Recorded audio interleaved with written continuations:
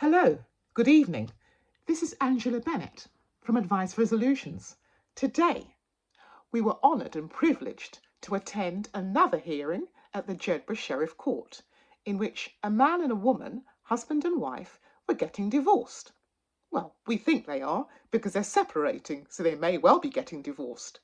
So the woman, in her infinite wisdom, decides to negotiate how they will separate the assets of the marriage. The woman apparently advantageously arranges to have one of the heritable properties, which is worth 10% more than the man's property. Well, she's clever because as women, we seem to have been downplayed, downgraded, and treated unfairly for several centuries. So there she is, negotiating a better deal for herself. Well, you'd ask yourself, what's wrong with that? In my view, there's nothing wrong with that.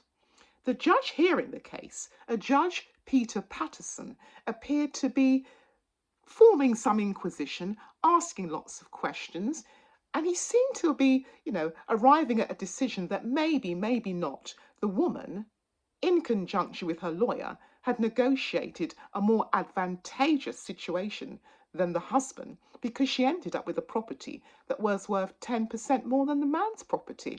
Well, what would Judge Patterson know about negotiating fairly? What would he know? This is the Judge Patterson who decides at a previous hearing in which a speeding camera case was being heard that a speeding camera has got feelings, it's got blood running through its veins, it's got arteries because it's due compensation. Has anyone ever heard of a speeding camera that gets paid compensation? Because in all my years of law, I've never heard of this.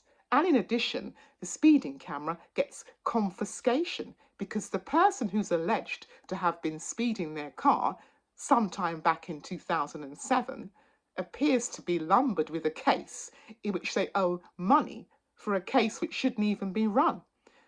Just to take you back as a memory, the speeding camera case which we presented to you prior is that the person was alleged to have been speeding their car in 2007.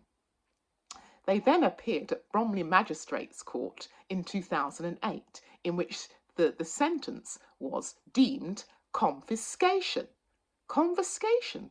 You won't find confiscation in the Road Traffic Offenders Act 1988, and you certainly won't find it in the court sentencing guidelines. Anyway, in July 2008, the Crown Court judge on appeal had copied the Magistrates Court and said that there was a confiscation. Well, again, there is no confiscation. You won't find that in the court sentencing guidelines, and you certainly won't find it in the Road Traffic Offenders Act 1988. So this is Peter Patterson, Judge Peter Patterson, deciding unfairly, illegally, irrationally, and so biased, terribly biased, with an interest in his own cause, that this offender, alleged offender, has to pay money to a piece of tin that's claiming compensation when it's not even been harmed. Well, I'll leave you with that madness to think about. But this is the same judge that's looking at a marriage situation and looking at it, tempering it, to see whether or not negotiations are fair or not. Well, that's a huge difference to the black offender case he looked at in terms of the speeding camera. So here we are again, looking at the black offender and the white defendant and the white claimant. It seems to me that the black alleged offender has illegal, irrational decisions with no thought process, no conclusions that arise at any rationale that's logical or reasonable. But then the white defendant and white claimants have their cases incisively looked at. They look at things in the round, these judges, and they consider whether or not there's fairness, compensation, and reasonableness. Well, to me, that sounds like the criminal justice system is treating black offenders, black people who use the criminal justice system or even the civil justice system unfairly. And therefore, it seems to me that the black offender, black claimant, for whatever reason, seems to be on the receiving end of harsh decisions, illegal decisions, and irrational decisions.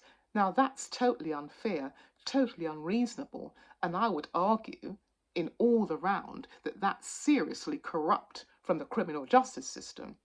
Anyway, we'll be back at a screen near you very soon, reporting from either Jedburgh Sheriff Court or another court. So stay tuned and have a wonderful evening. Goodbye.